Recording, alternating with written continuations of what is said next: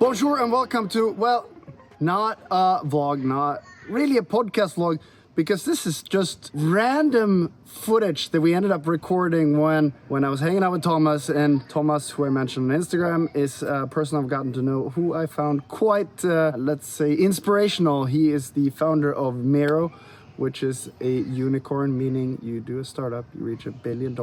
And needless to say, people like that are quite interesting. He's got some podcast experience. So we're like, we're talking, we're like, well, let's put the mics up and practice on podcasting. So I wasn't actually planned on publishing this, but since everyone kind of liked the last one we did, consider this one not a second podcast, but like a bonus podcast, like me practicing podcasting a bit. So yeah, enjoy. I hope you like it. We are recording more regular, more podcasts. So until then, here's a bonus vlog on a Monday since we published yesterday. So hope you guys like it. Beautiful day, by the way. I guess a good place to start is all I did when I was a kid was do sports.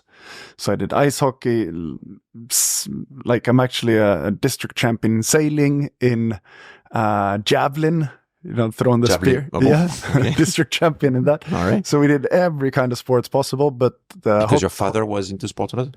I mean, they were in an active lifestyle. So what I think they did so well was that they never pushed me and my brother to any sport. They just gave opportunities. So we tried everything.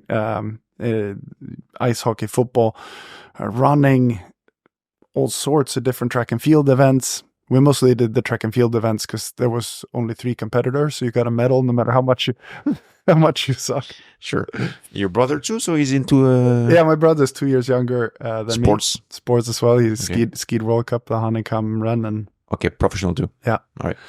So other professional? Both mom and dad were just outside the ski team in Sweden, but they skied not for a living, but they were, say professional skiers without making money.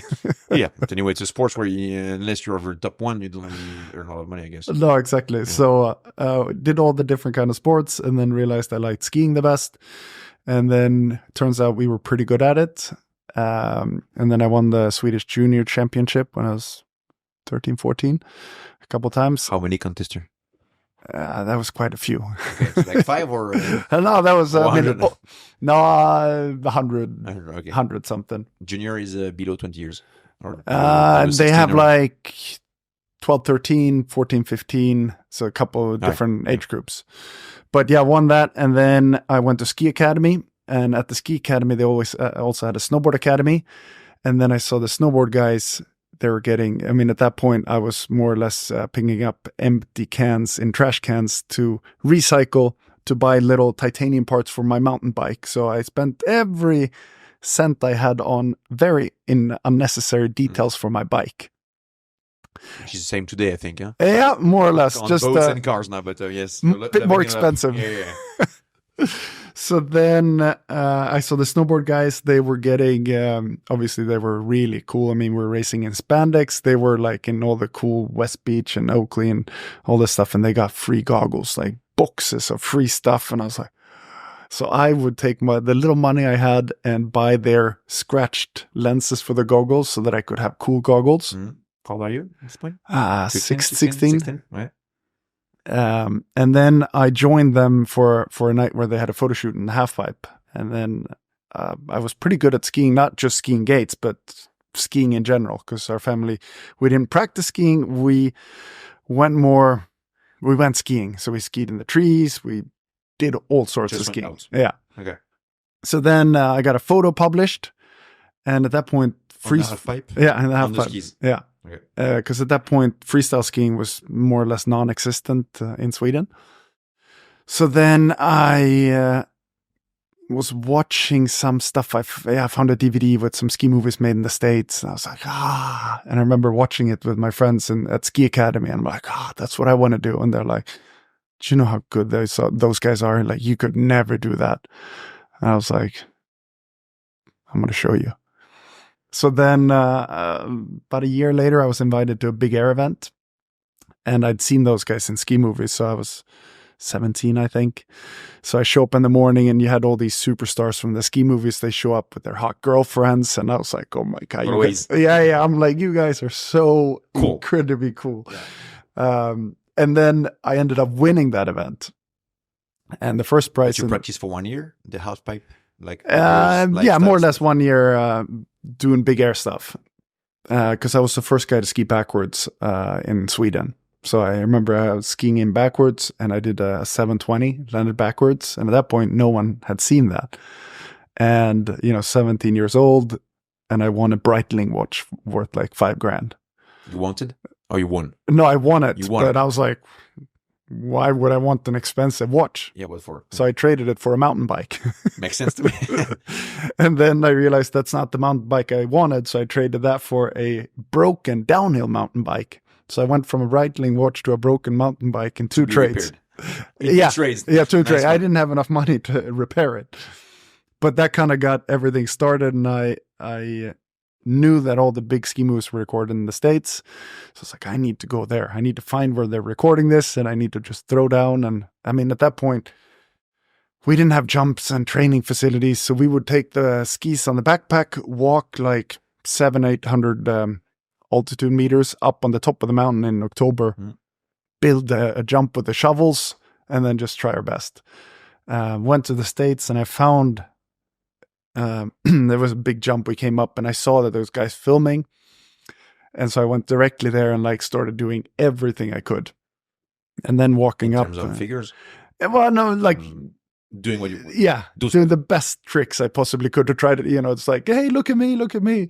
And then I ended up walking back up and there was a guy like, hey, kid, get over here. It's like, hey, my name's Johnny DeChester from Poor Boys Production. I'm like, that's the movie, the VHS I played so much I broke the actual VHS. He's like, do you mind if I shoot you? I was like, and then 3 weeks later, I was signing a contract with Oakley, making 100,000 euros. I went from like picking cans out of trash cans to making 100,000 euros. But I remember negotiating the contract. I was like, I don't care about the money. Like, how much free gear do I get? I don't show it. Yeah, no, I was a good negotiator because I was just like, I want a lot of free gear. Like, how many goggles can I get?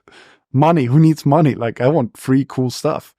And then that kind of took off. And a year or two later, I won the X Games, which is sort of the action sport Olympics. Because now freestyle skiing is in the Olympics, but at that point, we only had X Games. Did you work super hard? Because you talk about it like it was fun and just fun all along the way, I mean, did you work like a day and night, like when you see sportsman documentaries, you feel like they're just or just fun and you happen to be so good that it just worked? Well, I think it's different. Same freestyle skiing, like in whatever athletic discipline, you have a coach, you train, and you do this and that. Whereas freestyle, we were on the lift when it opened at 9 a.m. and we skied until 4 p.m. Which wasn't no coach, no nothing. Because no one knew how to do it, so we were coaching each other.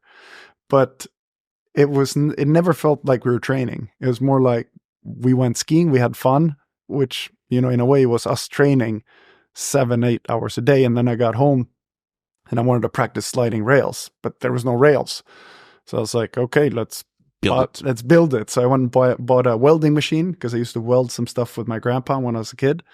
So I got the metal in the back of the truck, welded it at home, and then in order to get it to the slope, we put a rope around a car and then flipped the rail upside down. And then I was skiing with the rail between my legs on the road, like the main highway, to get it up on the ski slope. So then we had to work really hard, except it never felt like work. It's the way to be, huh? Yeah. To be frank. It was easy being young. All you did was like, because that's what I miss nowadays, that when I was young, there was only one goal, and that was to become a better skier. Like, focus from 6 a.m. to midnight. Yeah, so that at the end of the day, even if you don't feel it's work, that's why you got good. Yeah. Because I think obsession. Yeah, and I'm very good at getting obsessed. I think that's why I got good, because I was the one buying the welding machine. I was the one fixing I was always the one building the jumps. So when, most guys would go home, I'd be the one in the snowcat building the jump for the next day. So I think I was just a tad bit more obsessed. That's something I've seen in every very famous or very good entrepreneur, sportsman, everything. It's the one thing in common everyone has at some point is obsession. Yeah. That's quite weird. Like, or weird, makes sense, but like they're obsessed with what they do. Obsessed. 100%. Which at the end have them feel like it's not work. Yeah. Even if it's real work, like on an Excel file or whatever, because it's a company you're building, or whether it's ski thing or whatever, they're going to say, no, it's not work. Yeah, I didn't take so much vacation, but but if you really dig into the questions and you ask them what they were doing from 6 a.m. to 10 p.m., they're working. Yeah, exactly. But it never, ever felt like work. It was more like, I want to learn this trick. I want to figure out how to beat that guy. So then it was just easy. Even though it was the hardest working time of my life, it was also the least I ever worked. Makes sense to me. When did you win these games? How old were you? 21? 20? It must have been 18 or 19. All right, what's next? Well, I mean, then I won the X Games, and we did a bunch of ski movies. And when you say movies, you mean documentaries or movies? No, I mean, that was the cool thing with skiing back then, that you had the traditional big air competitions, and that was all around the world, but that was 50% of the focus. The other 50% was to try and record a cool movie segment, because there was always these ski movies, obviously VHS back then. So you'd film a whole year to create a 3-minute segment that was like your kind of highlight reel of, I think that's where most pro skiers reached superstardom. Like if you could compete and also have the movie segments. Because there's some guys that just competed and they never got the hype or the interest from sponsors, and because you can showcase a lot more tricks, creativity, style through the movie segments. So you need to sell yourself in everything you do. You need to sell yourself. I mean, you could be a very good artist, like most of the artists that just do nothing in life because they're not famous, because they don't know how to sell themselves. And for some sports, it's the same. If you don't know how to sell yourself, there's no way you're going to be famous or just get contracts and stuff, even if you're better than the other one. Yeah. No, I mean, 100%, that was super important to try. I mean, you had some guys that were considered the coolest and the best, but they didn't compete at all. So that was kind of unique and cool with that sport at that time. So yeah, a lot of filming. And then alongside that, I started doing vlogs. And at that time... 20 years ago? No, it's at 2004. 20 years ago. Yeah. It's 20 years ago. Oh, you started vlogs? Okay. Yeah, so I mean, we started... There's no website right now. I mean, well, how did it work? Because YouTube was not a thing. I think it's 2005 YouTube. Not sure. We built our own video player. Okay, who is we? Well, I had some agency in Stockholm. I'm like, okay. I need to do this. And if someone sort of wants to repost the video on a ski website, I want the views. They're like, yeah, but then you have to build your own player. What do you mean you want the view? You want to see the number of views? Yeah, I want to be able to collect the views and see all the numbers. Yes, okay. So that I can present that to sponsors. Yes, okay, got it. So that was pretty early on to be able to present numbers to sponsors. To sponsors. For sure. So yeah, we had to build our own video player.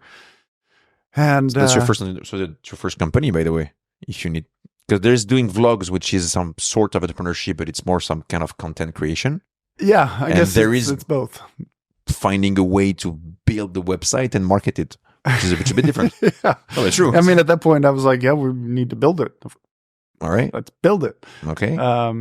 So then we started doing the vlogs, but then they were only focused on skiing, because I was like, yeah, but why would we shoot anything else than skiing? I'm not funny. I'm not entertaining. So why would anyone want to watch my life outside of skiing? And until 2015, I think, 16. That's a 10 years jump. Yeah, but in the meantime, did you continue to ski? Yeah, I mean, competition, stuff like that, or you just went, which is good, into content creation around ski? No, I think I started that as kind of, I'm like, what if I get injured? What if I don't win? Then I don't have a value to offer the sponsors I work with. So if I do this, then I can, hopefully offer value no matter how, what I do. Entrepreneurship. Trying to find a way. But it is. Because, normally at that point you recorded a ski movie throughout the winter. No one saw a single clip. And then you had to watch the ski movies the year after. Whereas I was like, well, what if we film it and then put it directly online? Then people can see what's actually happening throughout the winter and not have to wait the full year. Yep. So I think that was super appreciated, and it was something new. As far as I know, no one did anything similar. But then, I kept competing, kept skiing.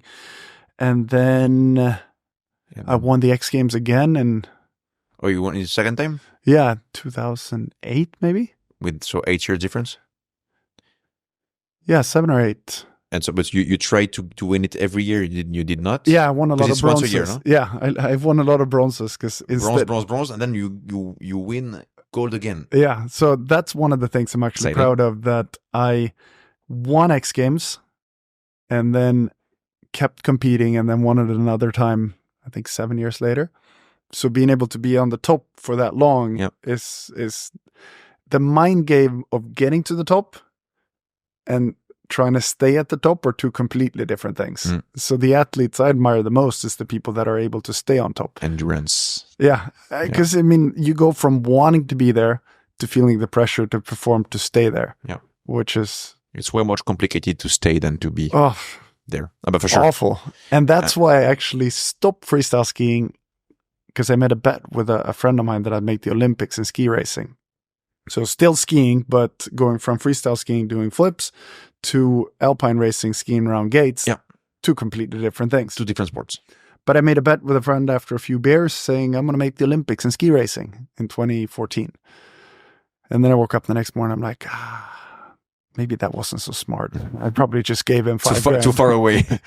And then I was like, you know what? It'd be kind of fun. And my brother was on the Swedish ski team at that point. So he's like, well, why don't you come join us for a practice session?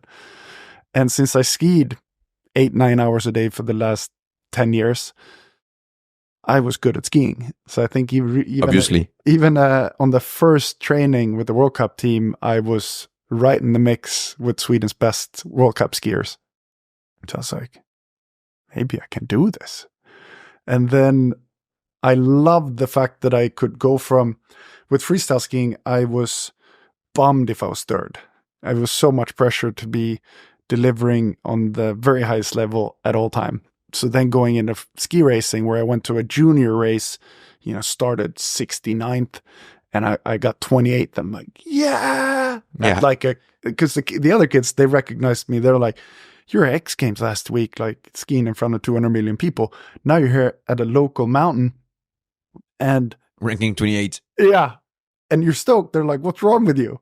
And I'm like, it was just that feeling of making the journey from the bottom towards a goal that I really enjoyed. So kept doing that, kept improving, and ended up being ranked second in Sweden. On the classic race. Giant Slalom. On Giant Slalom, ski World Cup for a few years.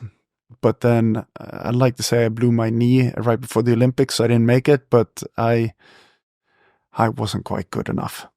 To go to the Olympics or to win the Olympics? Well, so in skiing, if you start according to ranking. And if you start 60th, you're already you don't have a chance starting or going against whoever starts first. So I did some training runs where I was as fast as, some of the fastest guys in the world. But then racing, didn't quite reach there, but I got to do another journey of starting at the bottom, going not all the way to the top, but still to World Cup. Which is funny what you said, because basically if you're used to be first and if you end up third at a competition, you're going to be very not happy about yourself, quite sad, and feel like shit. Yeah, I mean, we had And events. if you start 70th position and you end up at 28, you get to be very happy at the end. Yeah. And it's quite a weird thing of the brain, I think. I mean, it's kind of, shows that the size of the success is not maybe the most important, but how proud you are of like winning another big air event was like, yeah, but getting 29th was like, yeah, I'm getting better. It's the way. I think improving, like feeling that you're learning something, is what I was missing in freestyle. I was mostly continuing to do what I had already done. Whereas ski racing, it was learning something new every day. And I think I heard a famous quote, I think it was from the Volvo CEO who went into retirement, and then he came back and they asked him why. He's like, I missed learning. And he's like, every day you get to learn something is a great day. And I think that's one of the best quotes. It doesn't matter what it is. Which is why you say that the most difficult part was to stay. Yeah. Top one, not to become top one. And so you say it's endurance, which is the most important thing. And I'm always very impressed, not by the, I don't know, if you take like boxing, for example. Yeah. I'm not impressed. I mean, it's impressive, but I'm not impressed that much about the guys that rank top one WBC on the boxing thing. But the one that stay 15 years, 10 years, 5 years top one, I'm like, once you achieved everything and you've done it 15 times already, what gets you to wake up next morning at 5 a.m. and to go running to be again number one? That's very impressive. And so people in a sports, precisely in a sports that stay ski or whatever for 10 years, 7 years, number one or number one-ish, is for me super impressive. You have to be really cuckoo in order you need to reinvent yourself, challenges, but you're already first. Yeah. So what's the next challenge? It's very difficult. Obsession. You need to be obsessed. But I must say sometimes I felt, even for me, but I've seen it with others, that the obsession can leave you. Yeah. Once you achieved the goal you have. 100%. You know, it takes 10 years, you achieved it, you're very happy. It lasts a few hours, few days, I don't know. Then you have it, and then it's done. You have the same with the CEOs or companies selling their companies. Yeah. I've seen it a lot of times. They manage to sell their companies, I don't know, $300 million, right? So they're rich as fuck. And then they wake up next morning, they don't have their company because they sold it. So they're like, all right, now what do I do? And they fall into depression. I've seen it so many times because the way up to achieve the thing was like you don't want to sleep because you want to wake up next morning and practice and learn and once you're there. I mean, I can recognize myself a bit in that as well, like with YouTube and building companies alongside of that and then selling them, and then all of a sudden you're like, I achieved more than I thought on YouTube, and I built companies and I sold them, and now what? That's it's a big issue. Like now I'm constantly like, okay, what is it? Instead of like running into something, I'm trying to slow down a bit and try to figure out what is it that I can find that passion again with. It's very difficult. Yeah. Do you have any idea? I've got lots of ideas, but what I did in the past was that I ran directly, and now I'm trying to breathe, think, and make sure that that idea stays constant for a bit longer than in the past. That's a good and bad thing, because when you run without thinking, like you're kind of naive. Yeah. At the end of the day, you're not doing at all what you thought you would be doing. No. But you're in it to fit in it, and you need to, and at the end of the day, you pivot to whatever you want, but you're in it, right? When you grow older, because again, I do feel the same thing, you start to think a bit in advance because you know that quite a lot of stuff going through your mind are bad ideas. But then every time you think of a new idea, you quickly understand why it's not so much of a good idea, and so you don't start. No, so you find yourself in like never starting anything, because there's always, like, if you really dig into it, there's always, but like if you look into it, there's something not working anyway. And when you were younger, you were just going for it, and that's it.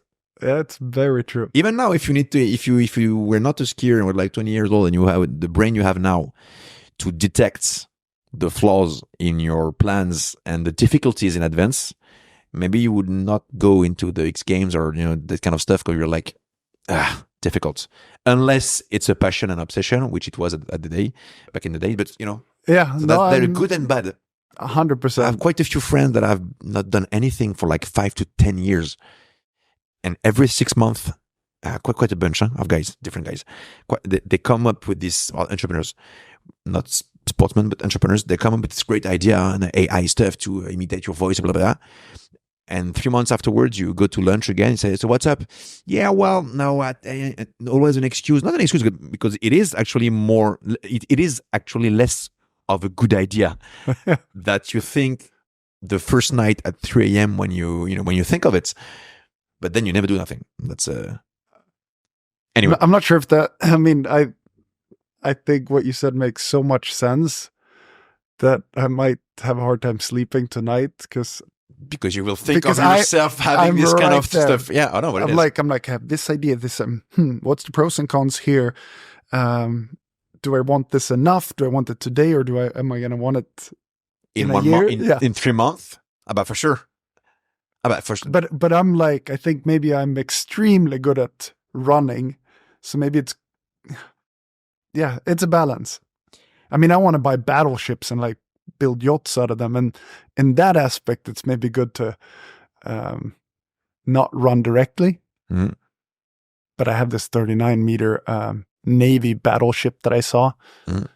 That would be just... You said something that which is even further than what I was saying, was like there's the thought I was sharing where you think too much, and so you don't go, you don't start, and so by the end of the day, nothing happens, and you can stay like that for 5 years, for sure.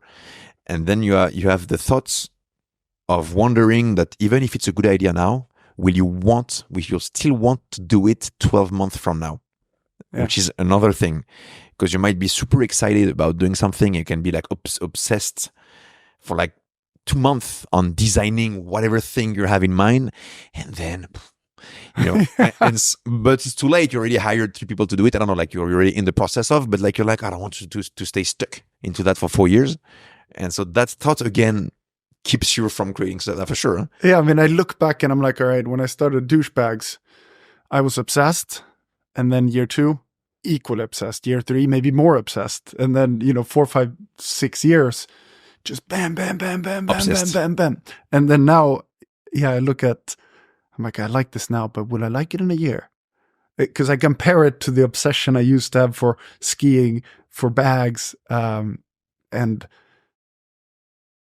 Do you see a point in common between Douchebags, the other companies or project you had, the bags, the boats? Is there anything like maybe arts, design, creativity? And there's something that I mean, I think the common thing is that I love trying to figure out what I think is missing.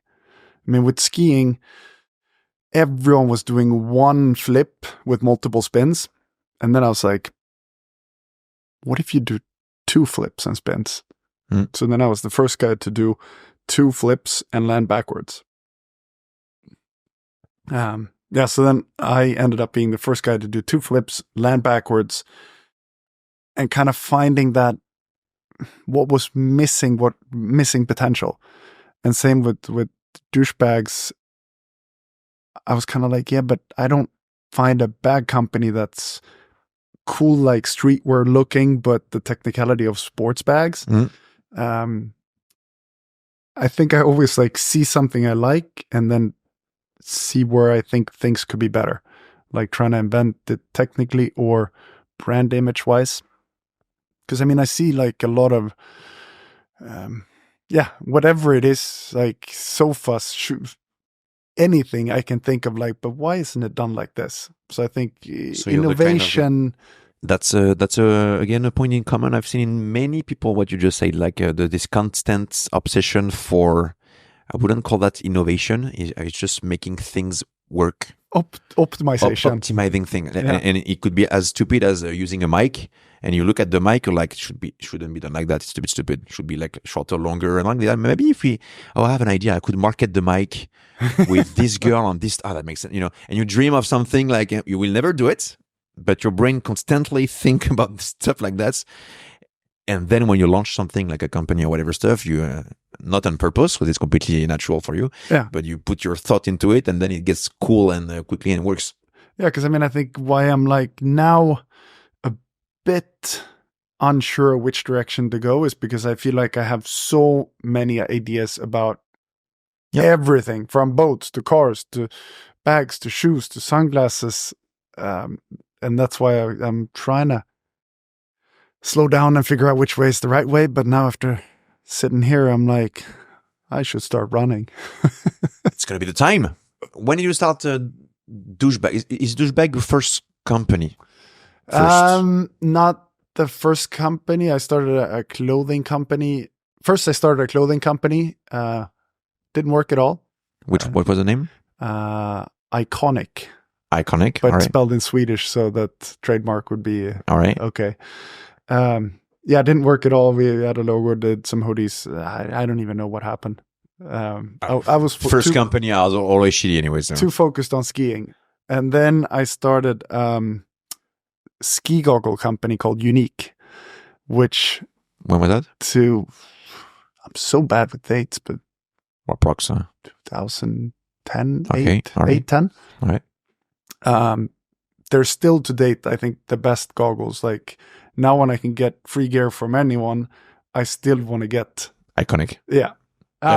Unique. Sorry, Unique. Yeah, they're really incredible. The only problem was that back then I was like, yeah, I think they should cost 200, 250 euro, like premium, kind of inspired by the look of sunglasses. So no big logos, because all ski goggles, they're massive logos. They're pink and purple, and like I want them to be black.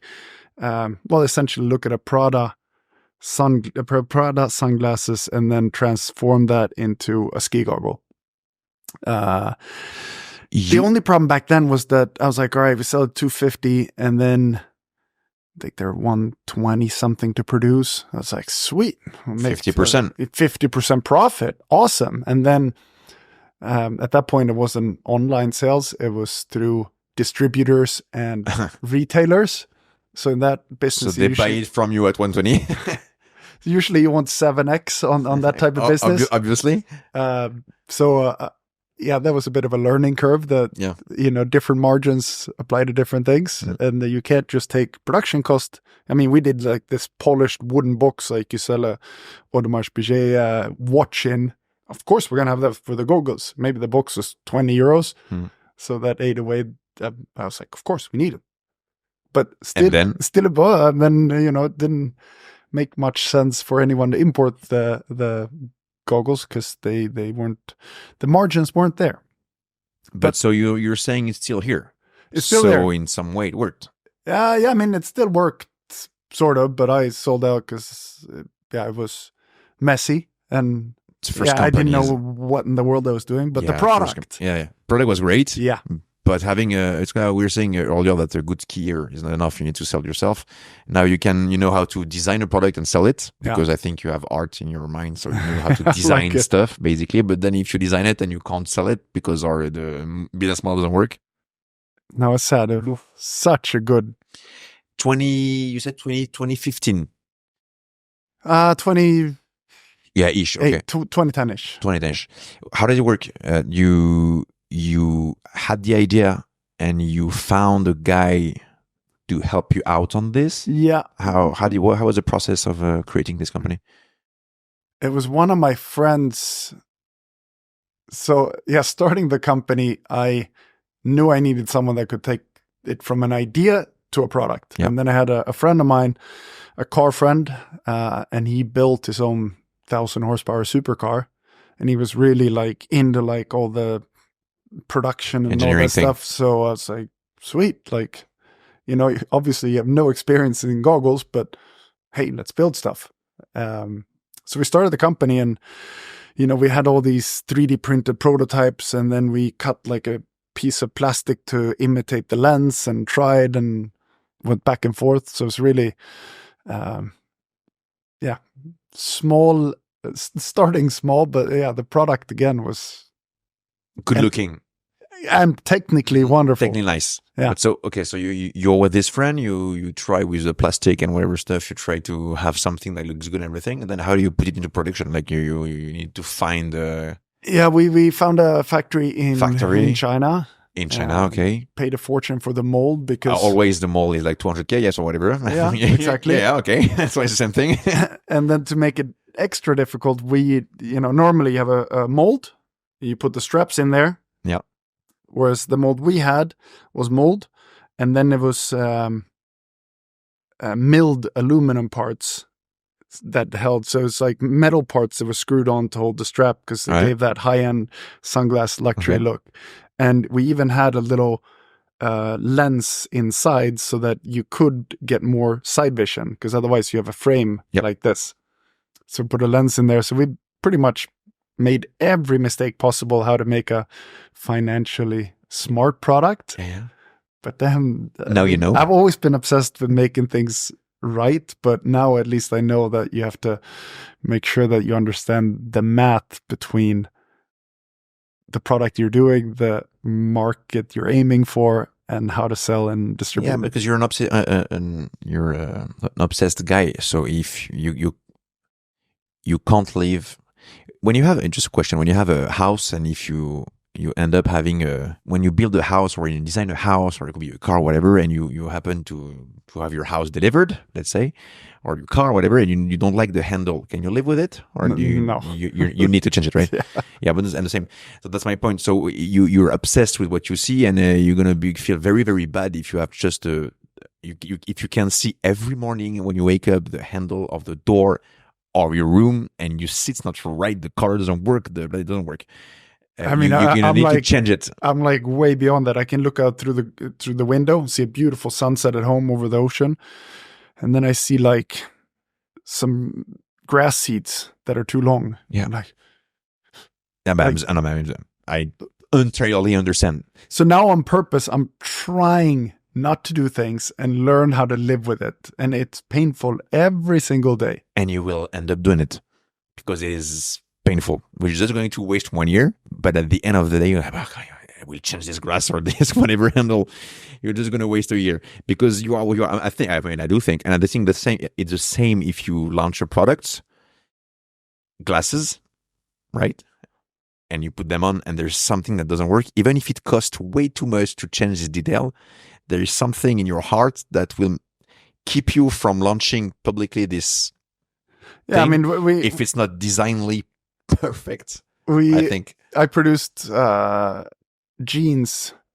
There was a batch of jeans that came back from the factory whose pockets were, I want to say, 1.5 centimeters less deep than I wanted them. And I was like, we Doesn't can't work. sell these. Yeah. Like, throw them away. Like, It won't work. impossible. So we had the longest discussion. And I was like, we can't not sell these.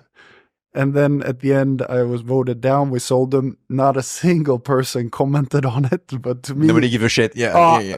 For me, it was like, I know. tore my insides apart, knowing the pocket needs to be deeper. I understand. So that I think but I was the same in skiing. If it wasn't perfect, I would keep going again and again and again and again. And I see this flaw or quality in every top one guy, whenever it is, arts, sports, business, you name it, there is always, I mean, I heard it 2,000 times, there's always this obsession for detail that doesn't make so much sense most of the time, because indeed, if your pockets are not deep enough, nobody gives a shit actually, but that makes you good on the whole design of, at the end of the day, you have this love for perfection that makes you good, I really think. Yeah, I mean, with Douchebags, I don't know how many different ways we tested them. I mean, I remember once we had a board meeting, we were discussing like an EVA back on the back and on the backpack. And I was like, how do we test that? So ended up going outside, putting rocks on a bag and then dragging them up and down the driveway to see, really overstretching, always traveling with the bags, doing what you shouldn't do with the bags to see if I could break them, find faults. And I wanted to have these buckles that were 3-piece metal. They were super expensive.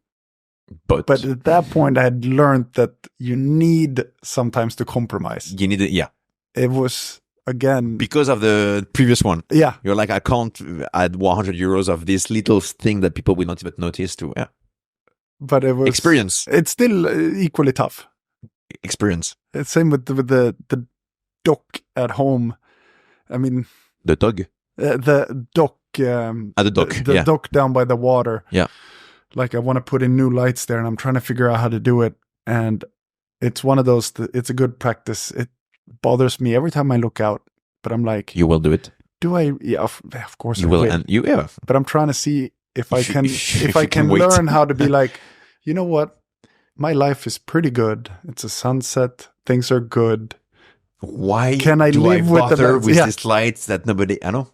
Iconic, unique, douchebag in 3-4 years in a row. So you were in the mentality. You really wanted to build something, but just not a chance. Well, thinking of it, I actually started. I started doing ski events as well.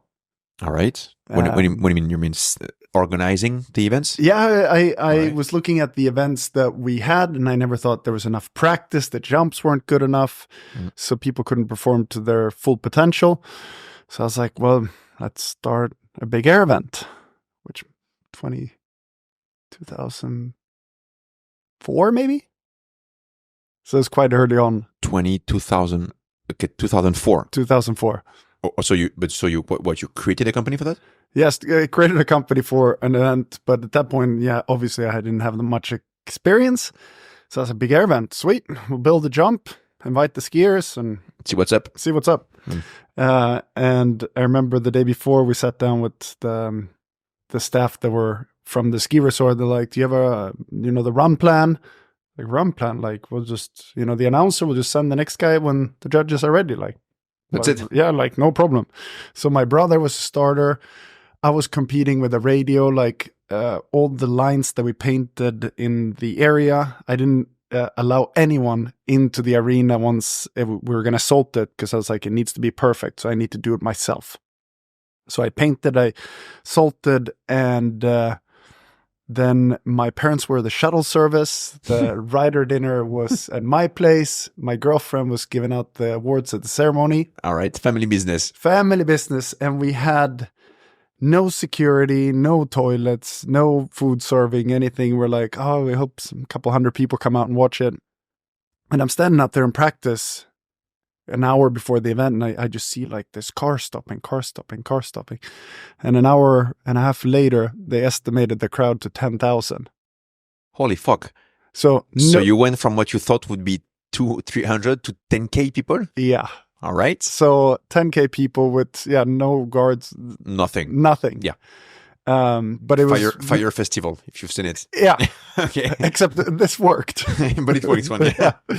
No, and then we had tricks being done that had never been done. So we were like, wow. And the whole idea was that in order to get all the best guys to come, I knew if they knew that I was a perfectionist with jumps.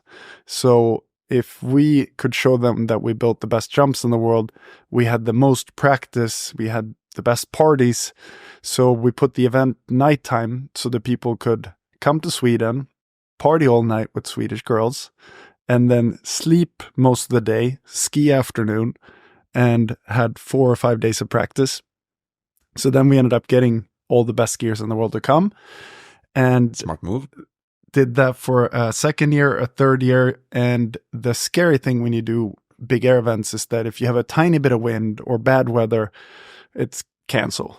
So you might fly in all the best skiers from the world, build everything, get all the sponsorship money, and then you stand there and cancel. So 3 years with perfect weather, I was like, okay, cancel it. And I was like, Wait, for 3 years it worked. Yeah, it worked perfectly for 3 years. Then on year 4, bad weather. No, Or you stopped. You stopped before it gets messy. I stopped after 3 years because I was thinking I'm not going to be this lucky forever. Okay. But then I was like, wait, what if we do it differently? What if we invite the best skiers in the world? They each invite a filmer and a photographer. And then we build 5 or 6 different jumps around the mountain so that depending on the wind direction, we always have some place that works. And then the goal would be to create a 4-minute film segment out of this 10 days that they were in Aura. Because that way I could invite all the best people. We could create content, because this was at the time when YouTube was starting to get bigger, and ended up doing that. And it worked surprisingly good, because the whole background of the sport was that it was cool to be a film skier and a competition skier At the same time. And now you could kind of do both. So you, incorporated both. But no audience. No, but then we had a big arena, so we had a couple thousand people, I think Okay. So that we Coming to watch the had a thing big happening. like a award ceremony at the end. So it was full like presenting like on stage in suit, like, you know, here we have Team Canada's what do you call it? Yeah, Team Canada's Going on a podium or whatever. Yeah. And showing their movie and their best photos. Nice. And did that for 3 years, worked super good. 3 more years. So it's been 6 now. 6 years. All right. Did you make money out of it? We could have, but not the purpose. Well, I mean, last night I was always checking how are we budget wise, and then whatever was left, I made sure I spent it at the bar. So we at one point we ordered 100 bottles of champagne in a bathtub for all the skiers. Just why not? Yeah, just because why not? Yeah, there was money left. I was like, who cares about money? We need to create the best event possible, best experience. Yeah, which we managed to do because we were voted best freestyle big air event in the world. And which year? 1, 2, 3? I'd want to say maybe the 3rd year. Yeah, nice. Yeah, 3rd year. And that year, I think I actually ended up winning that event with a double flip landing backwards, and that was the first time on your own events. On my own. It's because you cheated a bit on the curve on the jumps, not just to make it because you know how to take it because you built it. So actually, it was the 2nd year I blew all the budget on on drinks at the club. 3rd year, luckily I won so that I could take the prize money, which 15,000 euro, whatever it was, and cover the cost of the event. So that's a good motivation to win it. Yeah. No, but that was probably the highlight of my career, coming from starting to doubt myself, didn't know, do I have a future in this? And then learning how to do a double flip, and then first time landing that in practice. I remember just so well, like throwing it and then landing it. And I had the other, 2-3 best guys in the world standing at the bottom and just seeing their faces like, shit, I'm gonna lose. Landed the trick perfectly in finals and won the event. Had my then girlfriend give me the check, and then good pictures. Yeah, it was for the picture. Yeah, it was epic.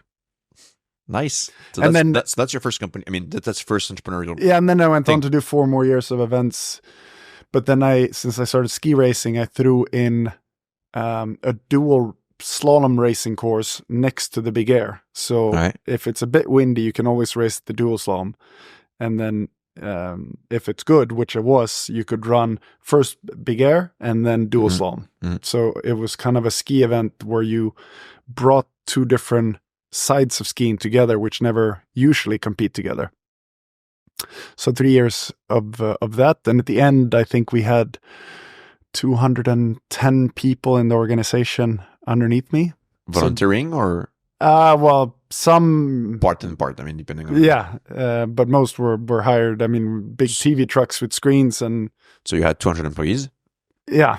While competing on your own sports in both events. So I did the dual slalom. Yeah. Switched gear like on the way up on the snowmobile to do the big air. Yeah. All right.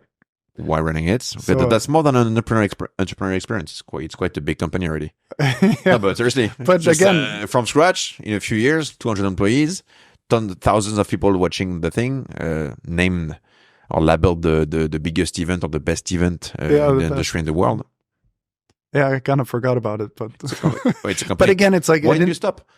6-7 years afterwards, we're like, because you achieved what you wanted to achieve, and it was less exciting, maybe.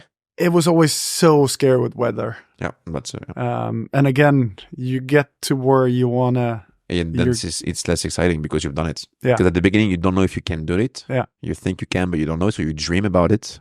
And you also, picture yourself in like some dreams of like daydreaming about how it worked and blah blah. Then it happens. Then, well, first, there's always a thing where, since you have done it, it means that it's not so complex. No, exactly. This kind of thing, like, and so you just do it. So it's done, and you do it, and that's it. And so it's less impressive even for yourself, and so it's less exciting even for yourself. Yeah. And so again, once you've done it a few years, like. Yeah, and I mean, we even developed it. So we had the film competition. We had everyone arrive to Stockholm because I was like, Stockholm has the best parties. Everyone arrives. Then we had one of those super luxury tour buses went to Norway, had 5 days in Norway where we had different jumps, tour bus up to Åre in Sweden, 5 jumps there, award ceremony there. And I was more or less getting around from, if I was having a coffee, I was having a coffee in a helicopter. Like, in order for checking out all these different jumps, I would just, I needed the helicopter. There was one morning I woke up, we were staying in a hotel by the lake, and we woke up, and I told my girlfriend, I'm like, I have to go check out the jump, see that they're okay. She's like, you want me to drive you? I don't think you're in any shape to drive at the moment. And just as she said that, it was like helicopter, the helicopter lands coming down outside the door. I was like, no, that's sexy. So just jump in there, doors open, sunny spring day, go out, check the jumps. Yeah, it does its effect on the one you're I with. still remember that timing where she's like, the face. Come on. And I love helicopters. I know you love helicopters, and I know the 7 years in a row, when you, I'm just trying to understand how you shut it down. Did you shut it down? Did you give it to someone? No. You just stopped? Shut it down. But like, what did you do with all the employees? And I mean, there were... How do you shut down something like this? I mean, everyone was hired on a project base. So it was more like, okay. We're going to stop. Since it was a Jon Olsson invitational and Jon Olsson super sessions, then the event was kind of... And I didn't want to give it to someone else for them to just keep running it in my name. Poorly. Yeah. I understand. And nobody tried to stop you from stopping it? Like a co-founder, whatever, that might be working with you, and like... No, that one was... And the one skiing, or like the professional guys, were not disappointed to not come back again in a... Yeah, but I think you had some younger guys that ended up starting events similar, not on the same scale, but similar to that. So, but it was also me getting a bit older, starting to go more into social media and vlogging, more lifestyle vlogging. So it's kind of a good transition, putting the focus where I had more passion and obsession. Because that's kind of when I went more into douchebags, where that started to take off. So you done that. That lands us in 2000. I mean, the last year was 2014. 14. Last year. You studied. Okay. And douchebags, I must have started right around there as well. I'm so bad with years. So that was okay. It's anyway, like somewhere it's just in the last 20 approximately years. So the last 20 years. Okay, so you were in that at the same time while you were still competing, but throwing that events once a year, which takes time. You tried with Iconic, didn't work out. Then you tried with Unique, which worked. Yeah. Not at the scale you might have wished, but it's still right now here, and you're still buying your glasses there, so it works actually, at least. And then in 2014 or 2015, you started Douchebag. Yeah. All right. How did he go? When? Why? With who? Like, how do you find yourself into this new venture again? I mean, at that point, we're traveling so much. Like, I mean, constantly traveling for skiing. For skiing. And at that point, I was surfing on the coast of Norway, and no one surfs there. So if you meet someone else surfing there, you're like, hey, how are you? What are you doing? And I ended up meeting Truls, who was a Norwegian student at entrepreneurial school. And he was kind of like, oh, I followed what you do, and it's super cool. And we have this like exam project coming up, and I'm not quite sure what we're going to do. Do you have any ideas? And I was like, ski bags. Like, it was like 10 minutes. It wasn't even like long brainstorming, and I hadn't thought of it before. But when he asked, I was like, ski bags. And that's where we started the company, with just ski bags. And you could adjust the length, because a ski bag is essentially a bag. So if you have short skis, long skis, if you have skis that are perfect like the bag is stiff. But if your skis are shorter, it ends up being a banana, and you drag it along the ground. So we created a system where you rolled up the top so it was kind of length adjustable, so your bag would always be stiff. Okay. That's the origin of a douchebag. Yeah. Because right now people don't use it only for that. No, now then we took kind of that look, created a backpack, and then a duffel bag, a roller bag, and then kind of branched out into a bunch of different types of bags. So what was your role? So you meet someone on the wave, quite an encounter. Yeah. You like the guy. You brainstorm 2 minutes and 30 seconds. You're like, we should build again. Yeah. You like to build again ski bags, because the ones I used to have been having for 15 years are a pain in the ass. So we need to build ski bags. I guess it was the same for the glasses, by the way. Kind of the same logic 100%. of trying to improve what you were using. Yeah. All right. The guy say, very good idea, blah, blah, blah. Then what? How do you go from that to signing a paper, a contract, funding a company? How does it work? I wish I would remember. I just remember like, sweet. Let's go. But then you need to put stuff on paper. Yeah, so, I never liked that. Like, that was good that Trolls, my partner, he was, good at keeping things structured. Because I was always with the focus was on the idea, the concept, the look. And I was never, the structure of the company, that was never my core interest. But so what happened? Well, I mean, like actually speaking, in the following days or weeks or month, what happened? I wish I had like my memory recollection of it's. I remember very little things. All right. I remember we got the first bag. I remember some prototype. We had these like. Yeah, I mean, I was bag obsessed already because I was traveling so much. I had bought like super expensive bags in Aspen, so I knew kind of like bags that I thought were cool. So we had a bunch of different concepts, and then you ended up going with a quite, I wouldn't mind, simple yet complex concept. Complexly built, but simple look. Yeah, and I think we launched on New Year's Eve, whatever year that was, 13, 14, with a few hundred bags, and they were like, bam, sold. Because we had gotten how? Because you've put them in a shop, or you've sold them all online. Online, so you had your own e-commerce. Yeah. You've said you marketed it on your networks, like, guys, I just built a new bag. It's awesome. You should check it out. And people bought it in 2 minutes. And they could see, like, I remember all the guys arriving to the event in Nora, they all each got a bag. And I think 90% left their bags that they had and traveled home with these. In events, for the same thing. You just leave the bag. Shitty bags. So then they ended up starting traveling with it, and they wanted more. So because you offered the bags to famous to skiers. the pro skiers that came, which usually get paid quite a bit to have. If you're racing for Atomic, you have an Atomic bag, of course. But this was quite early on when ski companies didn't really focus on bags and that stuff. I also felt, I mean, there was many reasons that I wanted to start a bag company, but I also quickly realized the bags was. It was a product that weren't so exploited by companies to try and compete for marketing opportunities. So say if you had sunglasses or clothing, there's so many companies that would try and get influencers and pro skiers to use it so that they would trigger the pricing.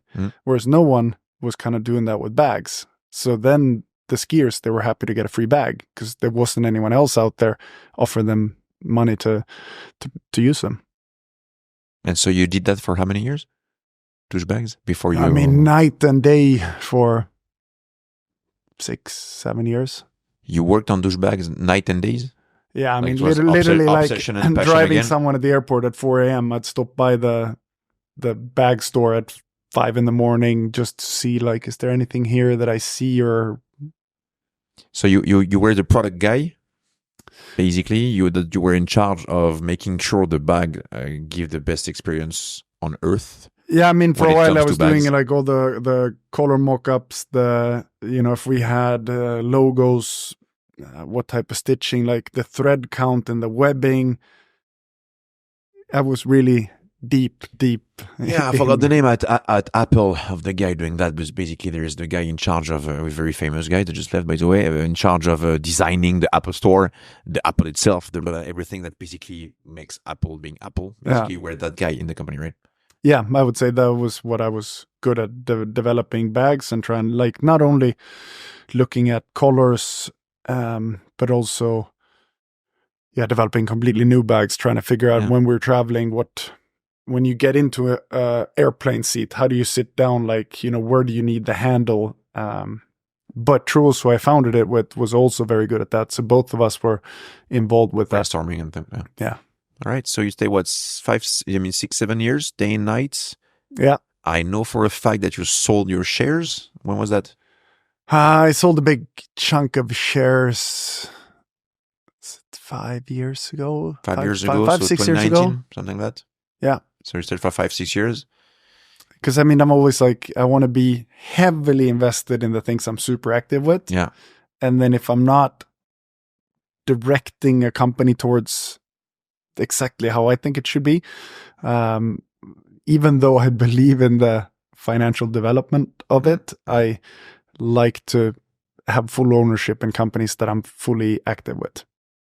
Understand? So I sold a bunch then, had a bit left, and it turns out I should have not sold anything. Yeah, apparently.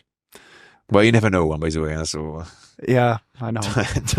don't put it on Change you. subject. You can't know. I mean, already. If you made because I think you've made like a 1,000 multiple or something like that. Quite a. Yeah, I think with what I have left now, if I sell that, then I'm at 1,000x. Yeah. Again. So still okay. And then maybe in 2 years will be divided by 50. You never know, So you never know when you're on top of the curve or not. So I mean, if you made quite a big chunk of money already with it.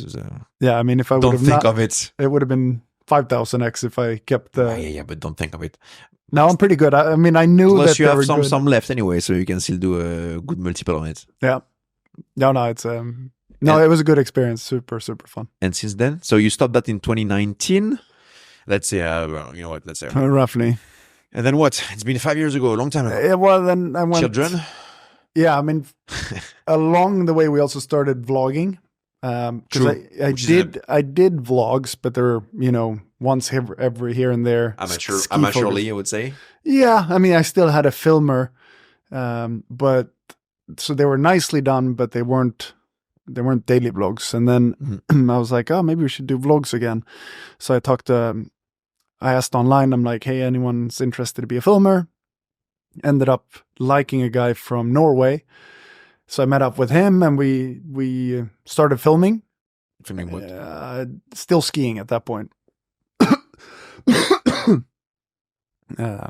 So I met up with this Norwegian guy and we filmed skiing, as that was the plan. So we filmed one day and then we filmed the next day. And then he was like, well, have you heard of Casey Neistat? I'm like, no. He's like, well, he's a guy from New York. He's doing daily vlogs.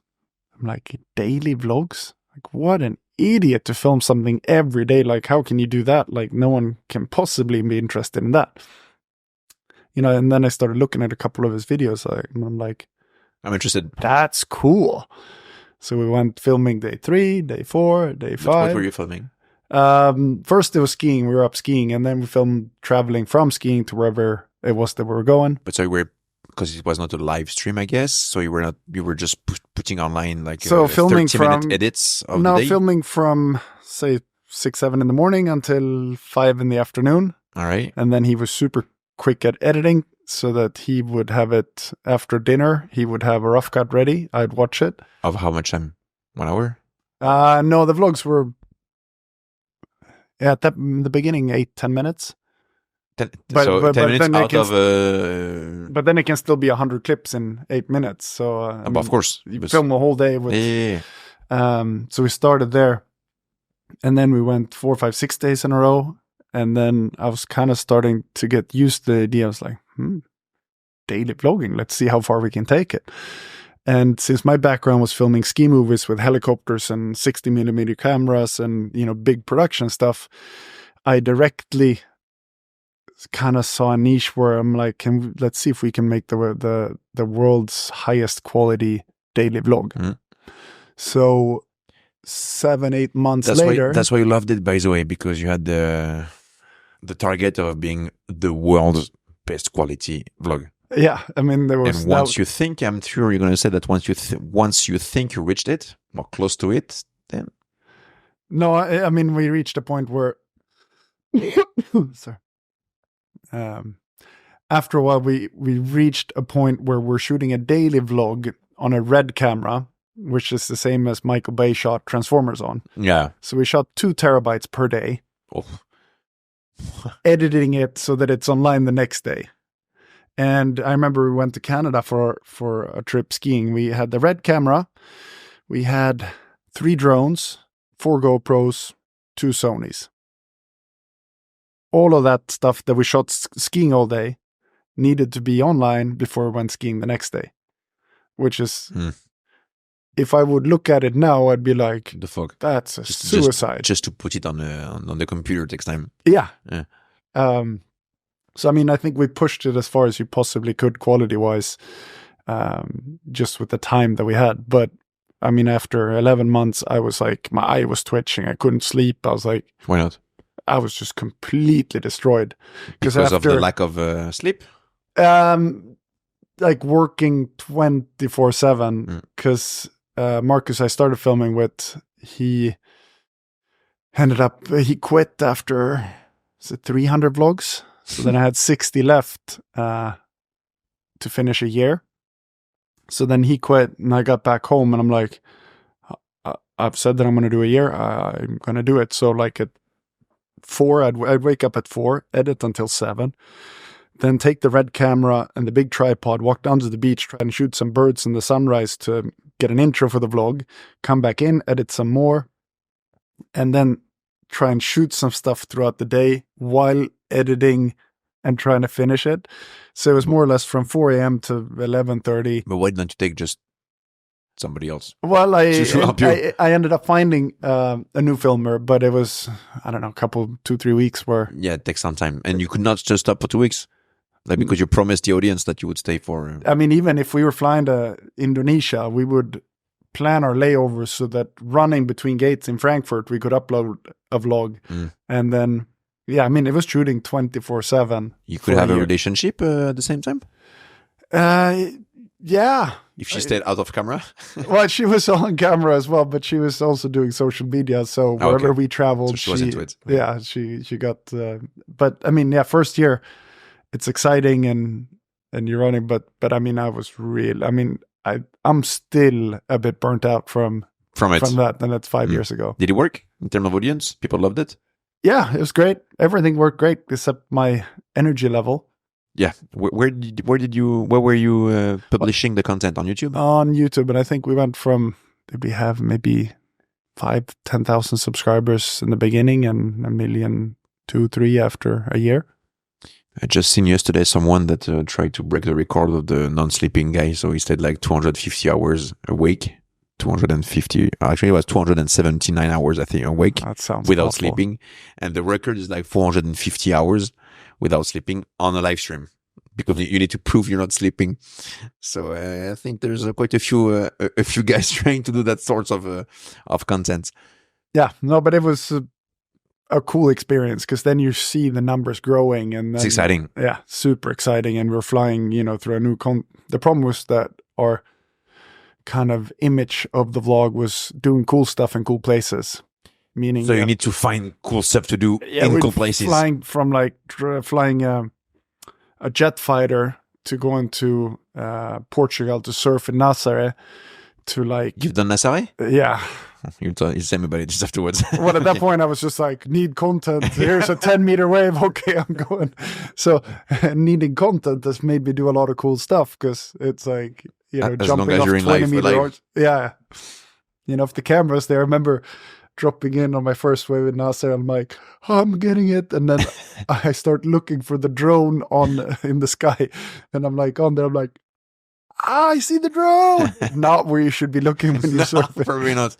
How big was the wave that you took? Like approximately? Small one or big one? Because you can have different stuff over there. 8, 9, 10 meters. Oh my God. 10 meters is fucking high. Like big enough to die. I mean, to die. Big enough to die. Yeah. That's the first comment. It is by far the coolest experience of my life. You had a scooter with you in case of any emergency? Yeah, the good thing was we had the best guys in the world. To help you out? The world record holder. And right. So we had the top So you were not guys. on your own and just trying to take a wave you don't know? No, we were going to go there and watch. And then the guys, they're like, you should try it out. You should for it. And then they're like, you guys were so calm that we felt confident pulling you in. And I'm like, we were probably just exhausted. Yeah, just because after which day did you do that? Like day So 250 or that was day number 12? year 2 when we did every other day. I think. Okay, so you went from year 1, which was 360 days in a row, Yeah. to making the great decision because you were too much exhausted to doing just once every 2 days. Yeah, so 180 vlogs in a year. Which is quite okay, huh? I mean, it was better than every day. So you felt it like what, better? Okay. I mean, it was less. I mean, it's like the pressure you put on yourself to find new content to shoot. Yeah, of course. Just finding the content to film. I'm sure filming is easy. No, of but course. Finding what to do. Yeah, and plus then editing and blah, blah, blah. You just what's the timeline here? When was that? So that must have been five years ago. So 2019. All right. So that's when you stopped. Yeah, Douchebags, right? I was kind of Douchebag was growing as the vlog was growing. So it was in the same time. Trying to understand how many activities you were doing at the same time. Yeah, I mean the Douchebags grew significantly. You could almost see the subscriber curve on the statistics. Of course, you were pushing it. Yeah, of course. But you stopped Douchebag in 2019, I think. Yeah, 19. You just said that you started the vlog in 2019, right? Yeah, right. I'm maybe 17, 18. The vlog? All right. So before you left, before you sold your shares, better said, in Douchebag. Yeah, then I was for 1 or 2 years we're already filming. So, but mean that we're obsessed and doing Douchebag on a weekly, daily basis to make it better and all that. At the same time, doing the vlog. Yeah, filming the board meetings up in Norway. I remember. Are you also filming the board meetings? Yeah, every day anyway. You were filming everything. The board meeting, we were kayaking through like rapid rivers up in Norway. And what's that to do with the board meetings, the kayak? Oh, that was the board meeting activity.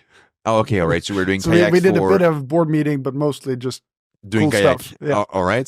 I wish I had the same board meeting in my past, to be frank, but all right, let me keep that in mind. All right, and then you start, and the vlog. So first year was 350, 60, then 180. Yeah, once every 2 days. Then what? About 100 the year after that. Right, makes more sense. Starting to be normal, I would say. Yeah, but also at that point we'd done everything. Like I've shot everything to do. How to grab a coffee in the morning in every possible way. Yep. Like shooting the coffee machine in slow-mo, with sound, fast pace. So it gets more difficult to shoot something that is new and being creative because you've already done so much before. All right. So when you start vlogging? Sorry, when you stop vlogging? Did you stop vlogging? No, I mean, because you're not doing 100 per year. No. Maybe I'm up to 50 a year. Are you still up at 50? Yeah, I think maybe reach about 1 a week. Okay, with was a bit some less. smaller breaks here and there. So quite big. So it depends also where you are. I mean, now I've had 2 kids in the mix as well. Yeah. So then it gives you less time to vlog. But really? Now that we're going to start construction on the house, then is quite easy content to see the progress of the house. Yeah, this one is easy.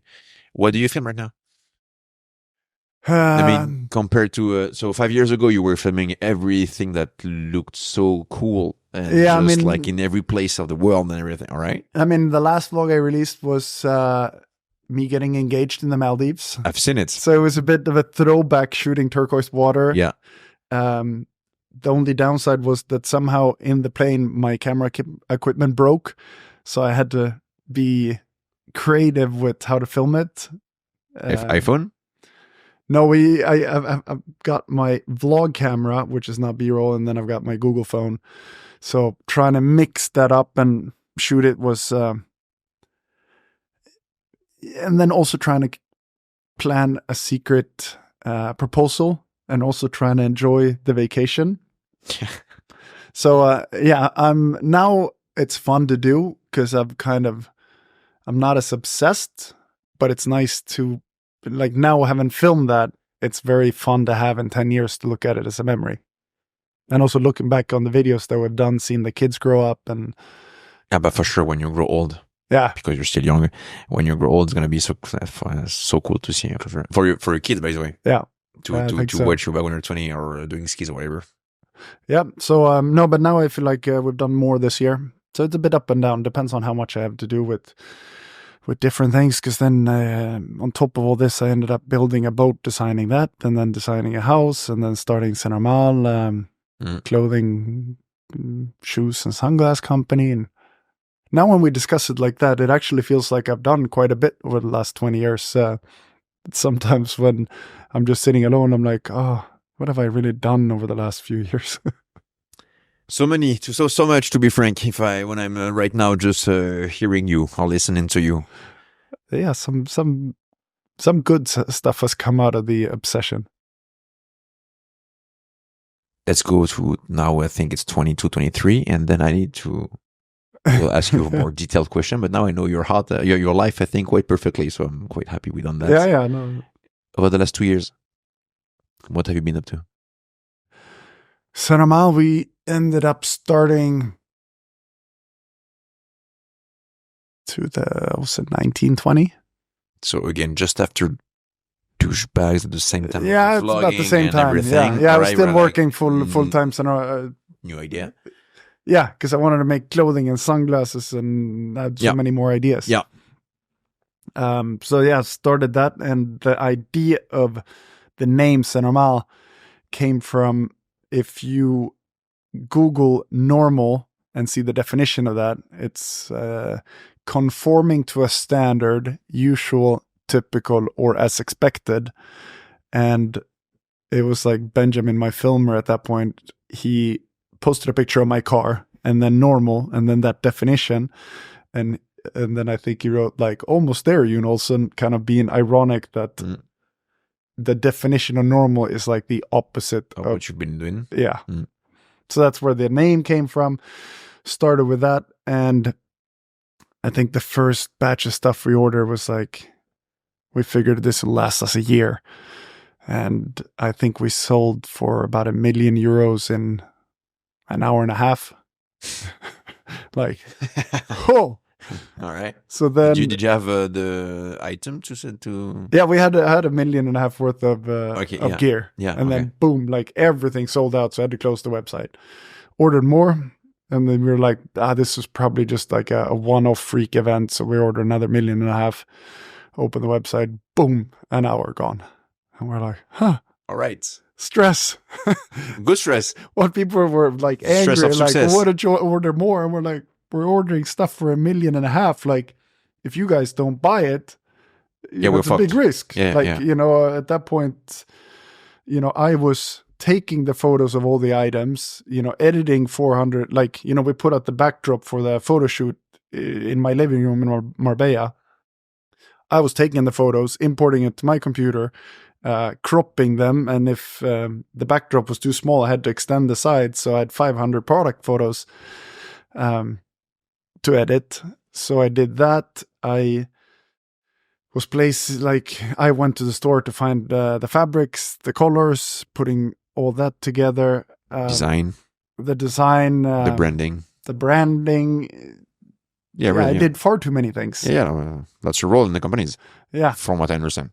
So, but mostly using it. Then put it online and market it, obviously. Yeah, that's the one thing I'm obviously great. I'm not good at when it comes to warehouse structuring a company, but when it came to like the actual product, what are we doing differently? Like I think the hood needs to be bigger on a hoodie because I feel like they're always like a bit tight and I want it to come down on flights. Now you have what's called intuition. Huh? You smell what people are going to like or not like. Well, I feel like if you can create something that you can explain why someone needs it, like our best-selling products are the ones where, like, we have a sneaker that kind of looks like a regular street sneaker, but it's built on a running last. So essentially, it's more built on a running shoe, but it looks like a street shoe. Yeah. And that was just, I loved Yeezys at the time. And I was like, why can't we make a pair of Yeezys, same construction, look and all this, but we'll camouflage the sole to look more like a street shoe. Yeah, so it's more comfortable. And, that didn't really kind of exist. No good examples that I had. So ended up doing that. And then we made some shorts where I wanted to try and combine, because I would always run in my or swim in my running shorts, and I would not use the short. I didn't have running shorts, swim shorts, and gym shorts. I had one pair that wasn't really good for any of it. So we created a pair of shorts that was good for all three. And that was also, I don't know how many thousand we sold. Yeah, like, so whatever, I realized whatever I could create where I could explain what problem I was solving, that is the type of business that I want, because it's selling a hoodie, you're selling on brand image, and as quickly as you can gain hype, you can also lose it. But practicality and solving a problem is, I think, a more long-lasting business idea. So those ideas I'm more proud of than the €1.5 million sales in Norway. I do understand. And you've been doing that for like 4 or 5 years. Yeah. So quite a bit. And wondering what's next. Yeah, I mean, what's next, at least at the same time, maybe with like, from what I understand, after a few years, you kind of reach the point that you were excited about 4 years ago. And so you reach a point where you're like, okay, I love it. I made it. And yeah, so I think it all comes back venture? to the quote the Volvo CEO had when it comes to learning. I feel like when your learning curve decreases, that's usually when I find that it's time to do something different. And now I think that I'm looking for that. Yeah, trying not to run, but trying to figure out exactly. So now that's it's been 5 years, I think. Now 4 or 5 years almost on Saint Normal. From what I understand, you after 4 or 5 years, you reached a level where you just like what you've done, you've did it. What's next? Well, I mean, that's, I guess, part of the reason we're sitting here. That I love new things, and I love learning, and I love finding that new obsession. And I think with everything that I've done, I mean, both with the event, I mean, all of the things I've done, I would say are in some or another way a form of investment, especially with the vlog. Like, I'd put snow tires on a Lamborghini, ship it to a glacier in Norway. And yes, to a viewer, that might look like, oh, he's just having fun. Whereas kind of the backstory, or what people don't see, is that to me, that's an investment. Like, is the cost of these tires, the transport of the car, going to be worth the exposure and the exposure that it generates? So investments have always been a big interest of mine, although I've done them differently. Like with the vlogs that I have, it's a constant battle of, is this a good or a bad investment? Even though it's not a typical investment, I think we grew the vlog based on the fact that I was willing to invest in certain different things. And then I realized that looking at opportunities, pros and cons, is something that I really enjoy. So that's why that is a direction I want to go now.